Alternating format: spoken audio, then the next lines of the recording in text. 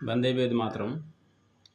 भगवत गीता के 18 अध्यायों को मोटे तौर पर 3 भागों में विभाजित किया जा सकता है। इसमें 1 से 6 तक कर्मयोग, 7 से 12 तक भक्ति योग और 13 से 18 तक ज्ञान योग कह सकते हैं। ये वैसे तो कर्मयोग, ज्ञान योग और भक्ति योग भगवत गीता के संपूर्ण अध्यायों में है, लेकिन मोटे विभाजन में आता है। तो 7वें अध्याय से लेकर के और 12वें अध्याय तक भक्ति योग का अध्याय है और इसका संकेत भगवान ने 6ठे अध्याय के श्लोक संख्या 47 में ही दे दिया है। जब योग का वर्णन यहाँ हो रहा है, ध्यान योग का, तो भगवान ने अर्जुन को कहा कि तस्मात् योगी भव अर्जुन, अर्जुन तुम योगी बनो। कैसा योगी बनो ये नहीं बताया और अर्जुन ने पूछा भी नहीं कि 3 प्रकार के मुख्य योग हैं, तीनों में कौन सा योगी आप हमें बनने के लिए कह रहे हैं। लेकिन भगवान ने अपने ओर से कहा कि योगियों का महत्व तो सबसे ज़्यादा है। जो सकाम कर्म के उद्देश्य से अगर कोई तपस्या करता है, ज्ञान मार्ग पर चलता है, योग मार्ग पर चलता है या कर्म को अपनाता है, इसे कर्मी कह सकते हैं, कर्मीगण, तो इस सबसे अधिक महत्व होता है योगी का। लेकिन अर्जुन के न पूछने पर भी भगवान कृष्ण ने कहा कि तुम भक्ति योगी बनो।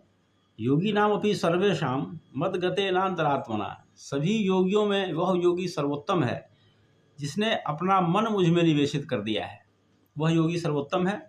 अर्थात भगवान कह रहे हैं कि तुम भक्ति योगी बनो। और भक्ति योगी का मतलब केवल ऊपरी तौर पर नहीं होता है, भगवान के प्रति पूर्ण समर्पण का भाव लेते हुए भगवान के आदेश पर कर्म करना, ये होता है भक्ति योग का मतलब। तो भगवान ने इसी मार्ग पर चलने के लिए अर्जुन को प्रेरित किया कि तस्मात् योगी भव अर्जुन, अर्जुन तुम भक्त योगी बनो। योग मार्ग पर तो चलना ही है तुमको, लेकिन भक्ति योग के मार्ग पर तुम चलो। श्रद्धावान भजते यो माम स्वमे युक्त तमो मतः, जो योगी मुझ में लगे हुए अंतरात्मा से मुझको निरंतर भजता है, वह योगी मुझे परम श्रेष्ठ मान्य है। मतलब इसका यही है कि भक्ति योग के मार्ग पर चलो, मुझ में पूर्ण समर्पण रखते हुए तुम मेरे आदेशानुसार कर्म करो। और 7वें अध्याय से ऐसा विद्वान कहते हैं, विद्वान लोग, कि 7वें अध्याय से 12वें अध्याय तक भक्ति योग का वर्णन है। तो भगवान ने इशारा कर दिया कि 6ठा अध्याय समापन के तुरंत बाद हम अब भक्ति योग में प्रवेश कर रहे हैं। इसका संकेत 6ठे अध्याय के 47वें श्लोक से ही है।